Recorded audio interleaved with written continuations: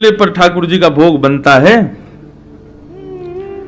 वहां जो अग्नि है वो अग्नि बंधुओं साधारण नहीं है। चाहे वो पुरी हो, चाहे वो हमारे वृंदावन के कई देवालय हों, वे अग्नि साक्षात यशोदा जी का स्वरूप मानी जाती है। क्योंकि ठाकुर जी को सिद्ध होने वाली प्रसादी दो ही लोग अर्पित कर सकते हैं, या तो मैया या फिर गृहिणी। तो बनाती हैं लक्ष्मी और उसको यथाउचित भाप और अग्नि आदि उष्णता प्रदान करती हैं यशोदा। तो परम पवित्र, वैसे भी अग्नि बहुत पवित्र होती है, परंतु मंदिरों में विराजमान जो अग्नि है वो महापवित्र मानी जाती है। तो उस पवित्र अग्नि की पवित्रता की सेवा रघुनाथ दास जी को दी गई। पवित्रता मतलब कैसे पवित्र करें अग्नि को? अग्नि तो पवित्र होती है, बोले कि उस अग्नि को बुझने ना दें, वहां पर कोई ना कोई यथाउचित हवन आदि करते रहे उस अग्नि में। जब प्रसाद बनेगा तो वहीं से अग्नि ले जाकर के चूल्हे में रख दी जाएगी, बाकी उस अग्नि में कुछ ना कुछ हवन आदि चलता रहे, उसकी रक्षा हो, वो बुझने ना पाए। रघुनाथ दास जी को यह सेवा प्राप्त हुई और रघुनाथ दास जी बड़े प्रेम से इस सेवा को करते थे। आज भी एक मठ है मंदिर के पास में, जहां रघुनाथ दास जी बैठते थे, वहीं से ही अग्नि ठाकुर जी के रसोई घर में ले जाई जाती है आज भी। तो ये सेवा वो करते थे ठाकुर जी की। करते करते पूरा समय बीत गया, अब वृद्धावस्था आ गई। तो रघुनाथ दास जी ने विचार किया कि अब मेरे प्राण कभी भी निकल सकते हैं। लेकिन एक बात कहूं बंधुओं, वैष्णव भक्त जब बहुत नाम साधक हो जाता है ना, तो उसको पता चल जाता है मेरे प्राण कब जाने वाले हैं। और एक और बात कहूं, जब नाम साधक सब जगह से मुक्त हो जाता है, परम मुक्त बीतराग जब हो जाता है, उसको किसी में आसक्ति नहीं होती, वो जिस दिन चाहे उस दिन प्राण त्याग सकता है। और कभी प्राण निकल भी रहे हो ना, तो वो मृत्यु देवी को रोक भी सकता है कि थोड़े क्षण रुक जाइए, मैं ये सेवा कर लूं, उसके बाद आप स्वीकार करना। ऐसी भी सामर्थ्य उसको प्राप्त हो जाती है। रघुनाथ दास जी ने सोचा कि अब समय है प्रस्थान का, अब वृद्ध हो गए, ज्यादा सेवा हो नहीं पाती। तो उन्होंने श्री जगन्नाथ जी के लिए आज मंदिर रसोई से अलग अपने यहां ही मीठे चावल बनाए और ठाकुर जी का केले के पत्तों का एक नवीन श्रृंगार बनाया। और उनका भाव था कि मैं इस श्रृंगार में जगन्नाथ जी को एक बार देख लूं, मेरे हाथ के बने मीठे चावल जगन्नाथ जी पालें, उसके बाद मैं अपने प्राणों का परित्याग करूंगा। लेकिन मंदिर में तो ठाकुर जी बंधे हैं कि जो रसोई में बनेगा वही पाएंगे, बाहर का तो कुछ पाते नहीं ठाकुर जी। और इसमें मैं आप सबसे भी निवेदन करूं, कभी भी किसी मंदिर में जाओ बंधुओं, दुकान से आप जो प्रसाद खरीदते हैं ना, वो वितरण के लिए रखो, लेकिन ठाकुर जी के भोग के लिए तो अपने घर से स्वयं बना के लाओ। ठाकुर जी भले स्वीकार करें ना करें, दूर से ही दिखा दो। लेकिन हम जब बाजार से खरीद के कोई सामग्री ठाकुर जी के सन्मुख लेके जाते हैं, तो आप विचार करो, आपने पेड़े खरीदे, आपसे पहले 10 लोग और खरीद गए, उन्हीं पेड़ों को ना जाने कितने लोग खा गए, अब उन्हीं में से शेष पेड़े आपने जाके जगन्नाथ, क्या वो भोग लगाएंगे? कभी नहीं। लेकिन आप अपने घर में पुण्य स्नान करके, बर्तन आदि धो करके, शुद्ध भाव से स्वयं कुछ भाव निर्मित करके तब ठाकुर जी को अर्पित करोगे, हजारों लोगों में से भी पीछे से भी दिखाओगे तो ठाकुर जी स्वीकार करेंगे। रघुनाथ दास जी को पीछे से दिखाने से संतुष्टि नहीं थी, तो गए पुजारी जी के पास, गए, जाके बोले भोग जगन्नाथ जी को पधरा दीजिए, और ये मैं कुछ श्रृंगार लाया हूं, ये ठाकुर जी को आप धारण कराओ।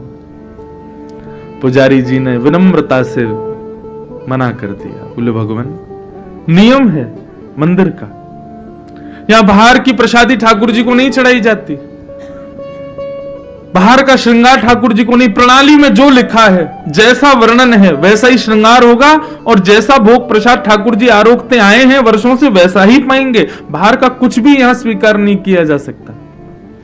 रघुनाथ दास जी बोले हम इतने दिनों से जगन्नाथ जी की पावन पवित्र अग्नि की सेवा कर रहे हैं, हमको इतना सौभाग्य तो मिले कि हमारे हाथ की निर्मित वस्तु कुछ पालें ठाकुर जी। पुजारियों ने कहा आपको सौभाग्य देंगे तो और भी सेवक हैं वो भी आ जाएंगे कि हमको भी तो ये सौभाग्य, हमारे हाथ का भी लगाओ भोग, हमारे हाथ का भी पवाओ ठाकुर जी को, हमारा भी श्रृंगार कराओ। ये पक्षपात हम नहीं कर सकते, क्षमा करें रघुनाथ दास जी, परंतु आपका श्रृंगार और आपका प्रसाद ये ठाकुर जी को नहीं अर्पित हो सकता। वैष्णव का स्वभाव ज्यादा द्वंद्व में नहीं पड़ता, लड़ता नहीं है ज्यादा। रघुनाथ दास जी ने शीश से लगाया, बोले जैसी इच्छा जगन्नाथ जी, और लेकर के चले गए।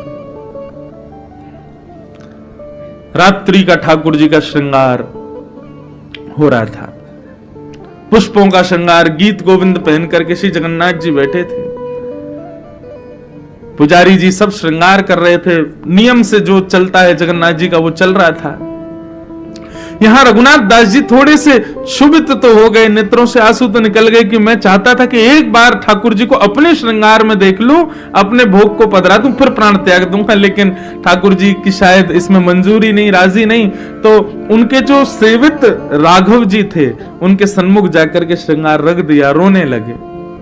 बोलो कोई बात नहीं राम जी, आप तो बड़े छोटे से हो, लेकिन ये श्रृंगार जगन्नाथ जी का अब आप ही धारण कर लो। बाहर बैठे श्री रघुनाथ दास जी रुदन करने लगे, तो भीतर श्री ठाकुर जी का बड़ श्रृंगार हो रहा था। जैसे ही शीश का श्रृंगार प्रारंभ किया, सब मालाएं उतर उतर के गिर जाएं, नाक की नतबेसर गिर जाए, सिर के फूल गिर जाएं। जगन्नाथ जी सेवा स्वीकार नहीं कर रहे। कभी भी बंधुओं ठाकुर जी सेवा, जो लोग सेवा करते हैं, श्रृंगार में भोग में कुछ भी अनुचित हो तो उसको अपशगुन मत मानिएगा, उसको ये मानिएगा ठाकुर जी की कुछ इच्छा है। विचार करके पूछो क्या इच्छा है, फिर जो भाव मन में आवे समझना यही ठाकुर जी की इच्छा है। पुजारी जी बोले क्या करें, आज तो जगन्नाथ जी तैयारी नहीं हो रहे, श्रृंगार ही नहीं करा रहे, बार बार पुष्प गिर रहे हैं, बार बार अपना श्रृंगार उतार रहे हैं। श्रृंगार करते करते करते महाराज, आज भी जगन्नाथ जी का नियम नहीं है कितने बजे सोते हैं। कहो तो कभी कभी 11 बजे ही शयन हो जाए, कहो तो 2-2, 3-3 बज जाए, 4 बज जाए सुबह के, नहीं सो रहे। श्रृंगार धारण नहीं किया श्री जगन्नाथ जी ने। सेवा करते करते करते बार बार पुष्प उठा उठा के धरें, बार बार श्रृंगार करें, थक गए पुजारी जी। और कमर पे हाथ धरे धरे पुजारी जी को भी झपकी आने लगी, नींद आने लगी। जगन्नाथ जी क्या करें, आज तो ये सो ही नहीं रहे। बहुत सारे श्रृंगारी सब लगे थे, मुख्य पुजारी जो कि सब नियम से हो रहा है ये देखते रहते हैं, उनको नींद आ गई। बैठे बैठे अंदर ही गर्भगृह में सो गए। जैसे ही गर्भगृह में सोए, सोई जगन्नाथ जी स्वप्न में प्रकट हो गए, रोने लगे। पुजारी जी बोले महाप्रभु क्या हुआ, आप रुदन क्यों कर रहे हो? बोले मुझे भूख लगी है बहुत जोर की। बोले भूख लगी है, इतना भोग तो अभी धराया आपको, प्रेम से आपने इतना भात पाया, खिचड़ी पाई, सब प्रेम से आपने आरोगा है, और नियमानुसार जैसा आपको रोज भूख लगता है वैसा। बोले नहीं, आज मुझे इस भोग से निवृत्ति नहीं हो रही है, मेरी भूख शांत नहीं हो रही है, और आज मुझे श्रृंगार में भी सुख नहीं मिल रहा है। पुजारी जी बोले क्या करें आप बताओ? बोले आज मुझे मंदिर की प्रणालिका से पा रहे प्रसाद की इच्छा नहीं है, आज मुझे प्रणालिका से श्रृंगार की इच्छा नहीं है। आज मेरा मन है कि श्री रघुनाथ दास जी जो भात बना के लाए थे वही भोग लगाओ, और रघुनाथ दास जी जो श्रृंगार लेके आए थे वही श्रृंगार मेरा करो, तभी मुझे सुख मिलेगा। नहीं तो तुम सबको परेशान करूंगा, मैं रात भर नहीं सोऊंगा, और मैं अपनी पे आ गया तो तुम्हारे नियम फियम सब धरे रह जाएंगे, बिल्कुल श्रृंगार नहीं कर पाओगे मेरा। और तुम लोग जैसे ही गर्भगृह से बाहर जाओगे मैं किवाड़ भी बंद कर लूंगा, बंद होके बैठ जाऊंगा भीतर। इसलिए मेरे आगे अपनी जिद मत चलाओ, ये सारे नियम तोड़ो, रघुनाथ दास जी का श्रृंगार और रघुनाथ दास जी का भात लेके आओ, मैं वही पाऊंगा। स्वप्न जैसे ही खुला रोने लगे पुजारी जी, और मन में विचार किया हम इतने नियम बनाते हैं, इतने नियमों से आपकी वर्षों भर सेवा चलती है, लेकिन आप एक क्षण में सारे नियम तोड़ देते हैं नाथ। तो कभी कभी मन में भाव आता है ठाकुर जी नियम में बंधे नहीं है, हमको दिखाते हैं कि देखो मैं नियम में बंधा हूं, तुम्हारे प्रेम में सामर्थ्य हो तो तोड़ के दिखाओ।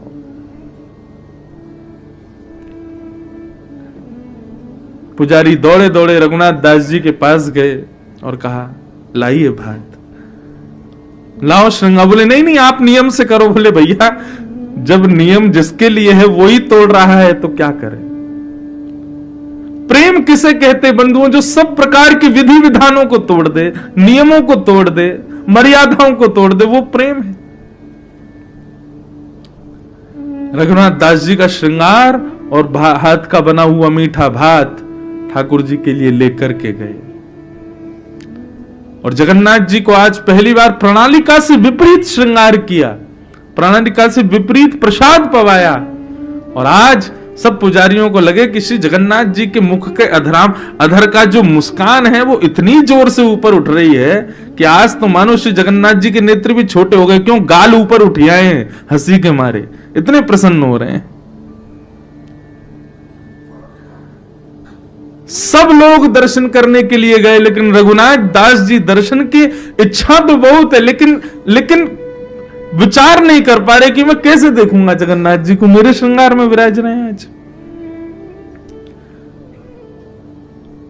गर्भ स्तंभ के पास जाकर के बैठे हजारों लोग दर्शन कर रहे हैं, लेकिन वहीं बैठे बैठे रघुनाथ दास जी ने केवल एक झलक जगन्नाथ जी की देखी। आज अपने हाथ से बने हुए श्रृंगार में जब जगन्नाथ जी को देखा, बस देखते ही वहीं प्राण त्याग दिए और ठाकुर जी में विलीन हो गए।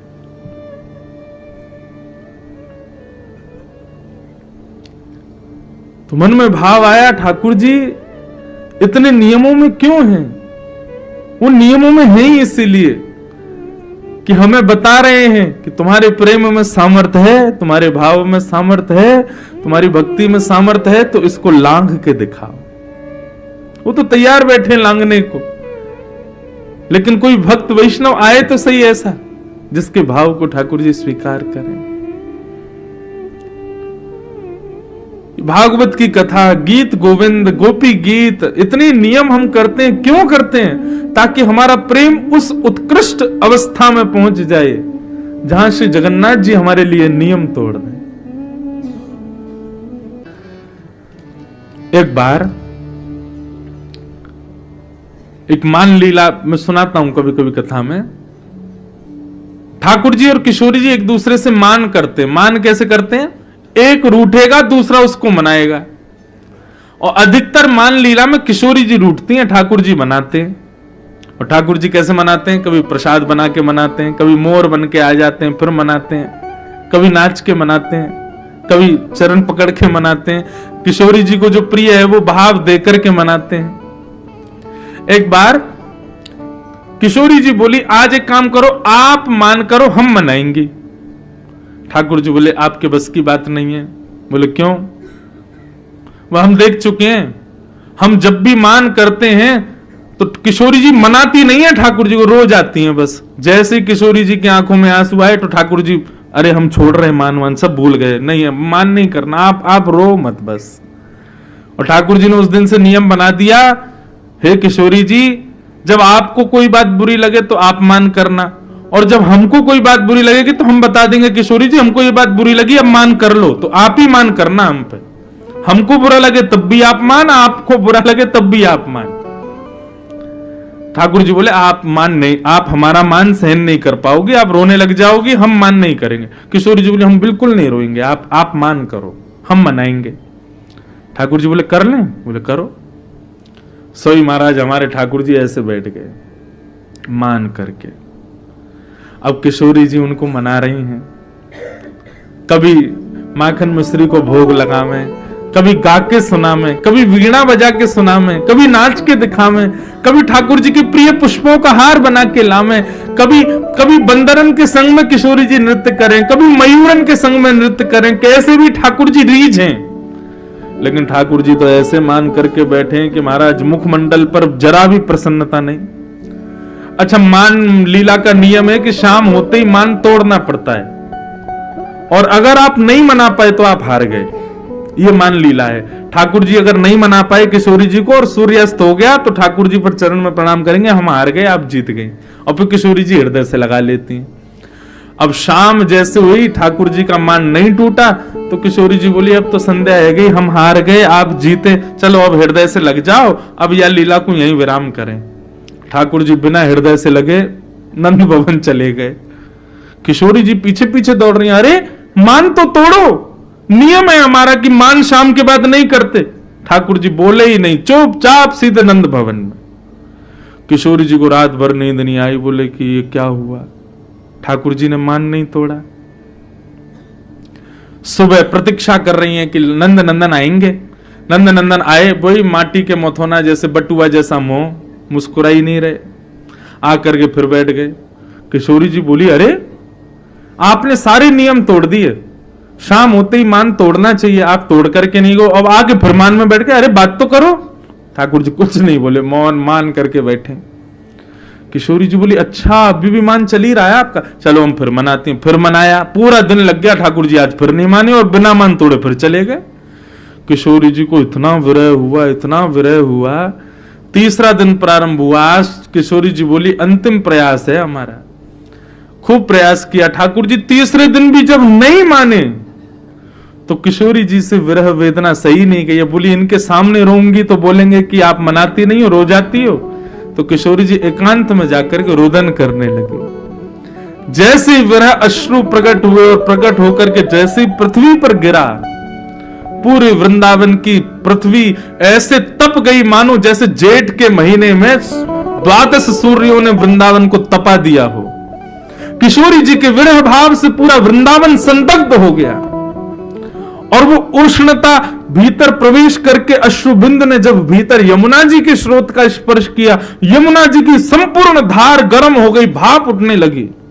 यमुना जी प्रकट हो गई, भैया किसको विरह हो रहा है इतना। दौड़ करके जब गई तो देखा कुंज में श्री किशोरी जी रो रही, हस्त कमल नीचे पधराया, अश्रुबिंद नीचे नहीं गिरने दे रही। क्यों?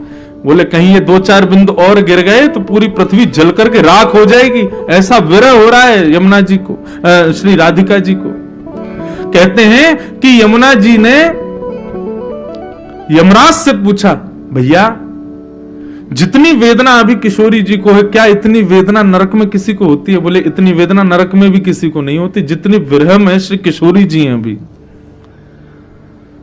यमुना जी बोली, किसने विरह दिया आपको, ये किसने किया, मुझे अभी बताइए। वो इंद्र भी होगा तो उसके दोनों भुजाओं को काट दूंगी मैं। किशोरी जी बोली, हमको विरह केवल एक ही व्यक्ति देता है। कौन? बोले नंद नंदन, नंद जी का लाला। 3 दिन हो गए हमसे रूठ के बैठा है, मान ही नहीं रहा है। यमुना जी बोली, या तो मैं बताऊं दारी के, रुको अभी रुको, अभी बताऊं आपको। सोई यमुना जी ने ठाकुर जी की तरह मुकुट पहना, ठाकुर जी की तरह कुंडल पहने, ठाकुर जी की तरह श्रृंगार किया, बिल्कुल ठाकुर जी की तरह श्रृंगार करके जैसे ही किशोरी जी के सामने आई, किशोरी जी बोली, अरे नंदनंदन आपने मान तोड़ दिया, अब आप प्रसन्न हो? बोले मैं नंदनंदन नहीं हूं, मैं यमुना जी हूं। अरे यमुना जी आप तो बिल्कुल नंदनंदन जैसी लग रही हो। बोले हाँ, अब देखो हम लीला करती हैं। अब बाकी चाल चलती भाई यमुना जी पहुंची ठाकुर जी के पास। ठाकुर जी मान करके बैठे, इतने में ही रुम झुम चलवे की आवाज पीछे से आई। सो ठाकुर जी बोले, ये तो हमारे पाजेबों की आवाज है, पीछे से कैसे आ रही है? ठाकुर जी ने ऐसे पीछे मुड़ करके देखा तो दूसरे नंद नंदन आ रहे हैं, बिल्कुल श्याम सुंदर। ठाकुर जी बोले, अरे ये कौन आ गया? ठाकुर जी उठ करके उसके पास गए, भैया तुम कौन हो? बोले हम यशोदा नंदन, देव की नंदन, नंद नंदन, ब्रज उड़चंदन। बोले अरे बात बना रहे हो, ये तो मैं हूं। बोले तुम नकली हो, असली हम है। ठाकुर जी बोले नकली असली क्या? देखो हम पे बंशी बजानी आती, बंशी बजाने लगे। यमुना जी ने उनसे भी मधुर बंशी बजा दी। बोले अब बताओ, जो जो ठाकुर जी नृत्य करके दिखाएं, कला करके दिखाएं, सब यमुना जी कर दें और हर जगह सिद्ध हो जाए कि ठाकुर जी नकली। अंत तो गत्ता यमुना जी बोली, अच्छा अब अंतिम प्रयास है, इससे सिद्ध हो जाएगा कि असली कौन। बोले क्या? बोले वेणु में ऐसी टेर बजाएं जिससे किशोरी जी बगल में आके खड़ी हो जाएं। किशोरी जी बगल में आकर के खड़ी उसी के होंगी जो असली नंदनंदन होगा। अब असली नंदनंदन तो मान करके बैठे थे, उनसे तो किशोरी जी बिल्कुल रीझने वाली नहीं थी। यमुना जी ने जैसे ही टेर बजाई तो किशोरी जी आई, और किशोरी जी जैसे ही आई तो पुराने नंदनंदन मतलब असली नंदनंदन वो कहे, किशोरी जी मैं हूं असली, यहां पे आ जाओ। बोले देखो आपका बेलू पिया घूम रहा है। ये देखो नकली नंदनंदन घूम रहा है, और यमुना जी के बगल में जाकर के किशोरी जी खड़ी हो गई। किशोरी जी बंसी बजा में, कभी यमुना जी बजा में। अब इन दोनों के इस मिलन को देख करके ठाकुर जी रोने लग गए। बोले कि मैं नकली नहीं हूं, मैं असली हूं। बोले नहीं तुम नकली हो, चलो हटो यहां से। ललता विशाखा सब सखियां चवर डोनाने लगी, उन्हीं की आरती होने लगी, पूजा। बाहर खड़े नंदनंदन रोने लगे, बोले ये तो गलत हो रहा है, मैं हूं असली, और ये पता नहीं कौन से कहां से भैलूपिया आ गए। जैसे ही ठाकुर जी को उतना ही विरह हुआ जितना किशोरी जी को हुआ, तब किशोरी जी बोली अब लीला विराम करो। देखो कैसे रो रहे हैं बेचारे, गुलाब जामुन बन गए रोते रोते। तब उठ करके किशोरी जी बाहर आई, अब मान करोगे? बोले क्षमा मांग रहे हैं, हम कभी मान नहीं करे, हम तो पहले ही मना कर रहे थे हमसे मान करवाओ मत, मान के अधिष्ठात्री आप ही हो। बोले चलो आओ हृदय से लगो। तुरंत श्याम सुंदर को हृदय से लगाया, मान लीला विश्राम हुई। इतने में ही यमुना जी पधारी। ठाकुर जी बोले जे कौन है? बोले ये यमुना जी हैं। तब यमुना जी को भी हृदय से लगाया ठाकुर जी ने और कहा अब आज के बाद आप सदा इसी रूप में रहो, हमारी तरह ही रहो, हमको आपको देख के बहुत सुख लग रहा है। तब से हमारे ब्रजमंडल में कहते हैं श्याम सुंदर श्री यमुने महारानी की जय।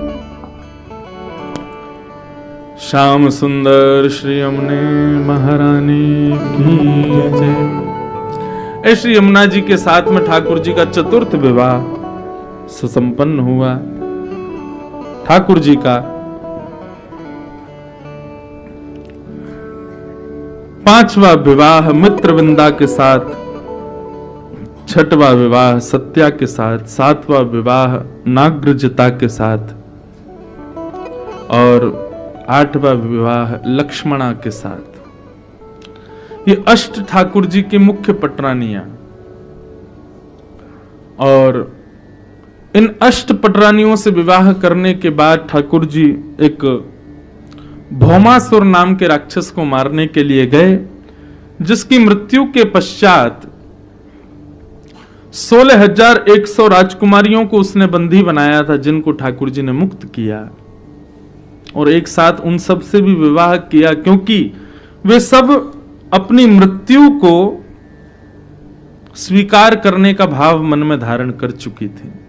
ठाकुर जी बोले मृत्यु क्यों स्वीकार करनी, हमारा नाम ही नाथ है, और नाथ का कारण जिसका कोई नहीं उसके हम हैं, आप सबसे हम विवाह करेंगे। और ठाकुर जी ने 16,100 उन राजकुमारियों के साथ विवाह किया, तो 16,108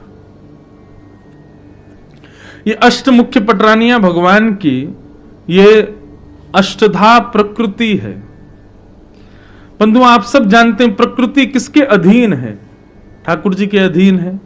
वर्षा तभी होगी जब ठाकुर जी चाहें, समुद्र में उफान तभी आएगा जब ठाकुर जी चाहें, प्रलय तभी होगी जब ठाकुर जी चाहें। ये प्रकृति भगवान के अधीन है।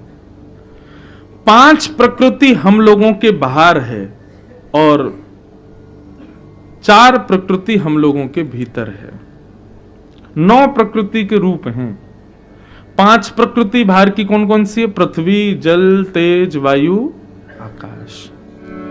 पृथ्वी, अग्नि, तेज, पृथ्वी, जल, अग्नि, वायु और आकाश। और 4 प्रकृति हम लोगों के भीतर है, जिसको अंतःकरण चतुष्टय बोलते हैं। मन, बुद्धि, चित्त और अहंकार, ये 4 हमारे भीतर हैं, 5 हमारे बाहर हैं। इन 9 से ही हमारा जीवन चलता है।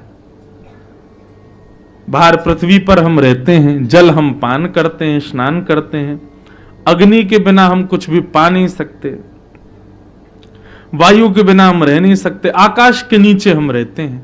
और भीतर भी ये 4 प्रकृति हैं जो हमको जीवित रखती हैं। मन नहीं हो तो व्यक्ति कुछ कर नहीं पाएगा। दूसरा बुद्धि के बिना भी वो किसी योग्य तो नहीं। चित्त यानी कि हमारी आत्मा, जिससे हम जीवित हैं, जिसके बिना हम एक डेड बॉडी माने जाएंगे।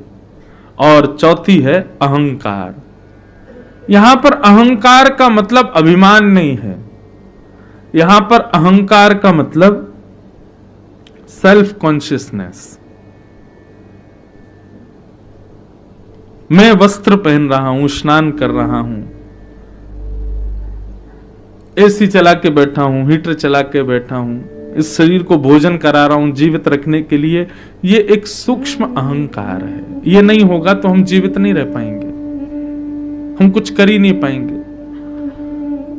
प्राण जब निकल जाते हैं तन से, तब उस व्यक्ति को आप गाली दे दो, उसको बुरा नहीं लगेगा, उसकी प्रशंसा करो, उसको अच्छा नहीं लगेगा। क्यों? अहंकार नहीं है।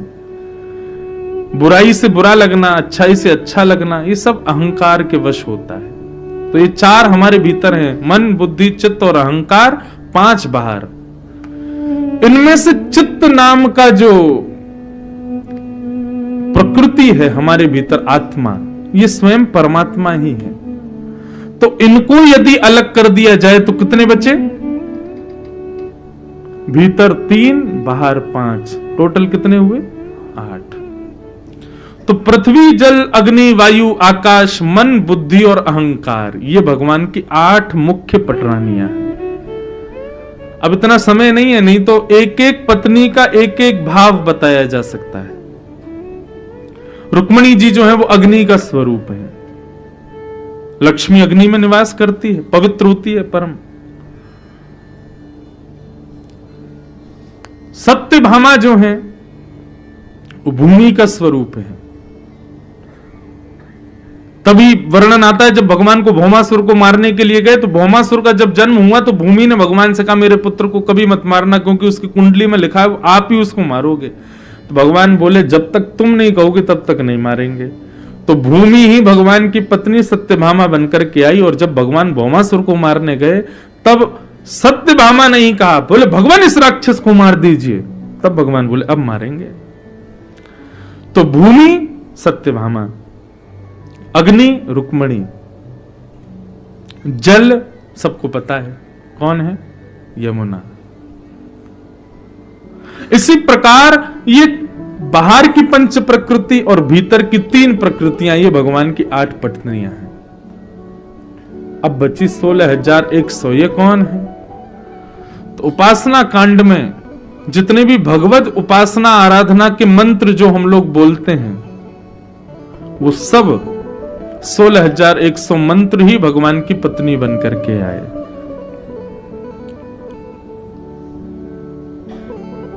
समझ में आई बात? 16,108 कोई स्त्रियां नहीं है, भगवान की आराधन के ही 16,100 मंत्र और 8 प्रकृति, यही भगवान से विवाह करने के लिए पधारे। ठाकुर जी का 16,108 विवाह हो गया। कुल भक्त वत्सल भगवान की, द्वारिकाधीश की। आगे भागवत में प्रणय कलह आता है। भगवान रुक्मिणी जी के साथ में नोक झोंक करते हैं, थोड़ा वो रूठ हैं ऐसा भाव करते हैं। क्यों? कहते हैं कि भैया अति सामीप्य में दोष होता है, सब अच्छा ही अच्छा रहेगा तो ये इसका मतलब ये दोष है, कहीं ना कहीं कुछ बिगड़ना चाहिए। कहीं ना कहीं हम बालक को सुंदर बनाते हैं, फिर काला टीका यहां क्यों लगा देते हैं? ज्यादा सुंदर रहेगा तो नजर लग जाएगी, इसलिए एक ढटोना धर देते हैं उसको। ठीक वैसे ही सब अच्छा ही अच्छा चले, इसलिए बीच में कभी ना कभी कुछ ना कुछ विपरीत होना चाहिए, जिससे कि उस कार्य को नजर ना लगे। ठीक वैसे ही भगवान कहते हैं विवाह के बाद प्रेम ही प्रेम बना रहेगा तो समझो विवाह उचित नहीं है, केवल व्यवहार मात्र। लड़ाई होनी चाहिए, बीच बीच में थोड़ी नोकझोंक होती रहे, उससे प्रेम बना रहेगा। तो आज ठाकुर जी जानबूझ के मन में विचार, बोले इतने साल हो गए, हमारे पुत्र हो गए, पुत्रों के भी पुत्र हो गए, नाती पोता सब हो गए, ये अभी तक रुक्मिणी जी से हमारी लड़ाई नहीं हुई। तो आज ठाकुर जी रुक्मिणी जी से लड़ने पहुंच गए, जबरदस्ती। रुक्मिणी जी पंखा कर रही थी, भगवान बोले तुमने हमसे ब्याह क्यों किया? रुक्मिणी जी बोली जब किया था तब तो पूछा नहीं, अब हमारे पुत्रों के भी पुत्र हो गए, हम दादा दादी बन गए, अब पूछ रहे हो ब्याह क्यों किया? अब क्या फायदा इस प्रश्न का? ठाकुर जी बोले तुम्हारे लिए वैसे वो वही बढ़िया था जिससे तुम्हारा ब्याह होने वाला था, शिशुपाल।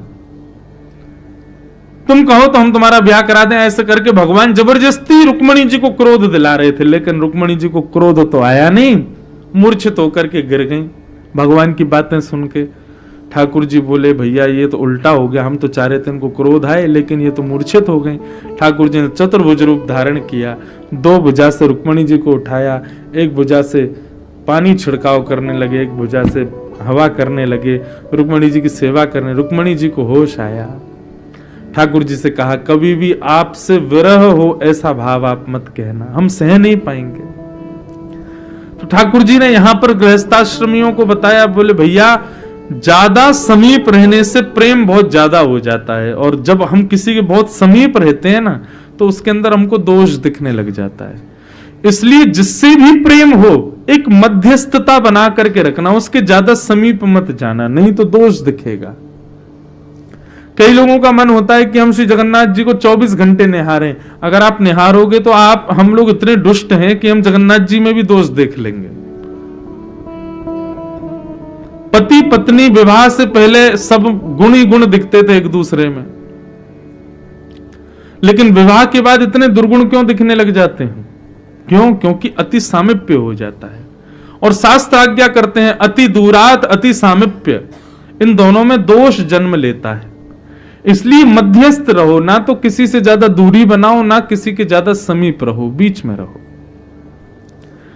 और इसी मध्यस्थता को निभाने के लिए ठाकुर जी ने रुक्मणी जी के साथ प्रणय कलह किया। राजा नृण की कथा बताई, नारद जी भगवान की ग्रहचर्या देखने के लिए आए, कैसे रहते हैं भगवान इतनी पत्नियों के साथ, सब नारद जी ने दर्शन किया। भगवान की दिनचर्या बताई। ठाकुर जी सुबह उठते ही अपना हस्त कमल दर्शन करते हैं और दर्शन करके हस्त कमलों में वैष्णव भक्तों का चिंतन करते हैं। फिर ठाकुर जी के पूरे दिन भर की यहां पर दिनचर्या बताएगी। ठाकुर जी दिनचर्या कैसी रखते हैं। ब्रह्म मुहूर्त में भगवान उठ जाते हैं। ब्रह्म मुहूर्त में उठने के बाद स्नान आदि करके ठाकुर जी गौशाला जाके गायों की सेवा करते हैं नित्य। उसके बाद शंख का वादन करते हैं। पांचजन्य शंख बजाते ही सारा द्वारिका नगरी सब उठ जाती है। उसके बाद ठाकुर जी बाल भोग लेकर के फिर स्वधर्मा सभा को संबोधित करते हैं। और आज किससे मिलना, क्या करना, वो सब ठाकुर जी का क्रम चलता है। इस प्रकार भगवान की दिनचर्या बताई गई। फिर बताया कि पांडवों ने राजसूय यज्ञ किया और उस राजसूय यज्ञ में 20,000 राजकुमारों के सहित भगवान को निमंत्रित किया। भगवान बोले अब 20,000 राजकुमार कहां से लेके जाएं हम। तभी जिसके कारण भगवान रण छोड़ करके भागे, जरासंध के यहां से खबर आई कि जरासंध ने 20,000 राजकुमारों को बंदी बना रखा है, जबरदस्ती हठ पूर्वक। तब ठाकुर जी बोले वहां से राजकुमारों को मुक्त करके हम ले जा सकते हैं, और मुक्त करने के लिए जरासंध को मारना पड़ेगा। तो भगवान अपने साथ भीम और अर्जुन को लेकर के गए। अर्जुन के साथ में जरासंध का युद्ध हुआ। भगवान ने पत्र तोड़ के विपरीत दिशा में फेंक करके संकेत दिया और जरासंध का वध भीम ने कर दिया। 20,000 राजकुमारों को लेकर के भगवान जब पांडवों के अश्वमेध यज्ञ में पहुंचे तो वहां शिशुपाल भी बैठा था। सबसे पहले तो शिशुपाल ने भगवान को देखा तो देख करके क्रोध करने लगा। उसके बाद भगवान के पुत्र को देखा, प्रद्युम्न को देखने के बाद भगवान के पुत्र अनिरुद्ध को देखा, परपौत्र को देखा और जलने लगा। बोले ये मेरा पुत्र होता, ये मेरा पौत्र होता यदि रुक्मणी का मेरे से ब्याह हो जाता तो।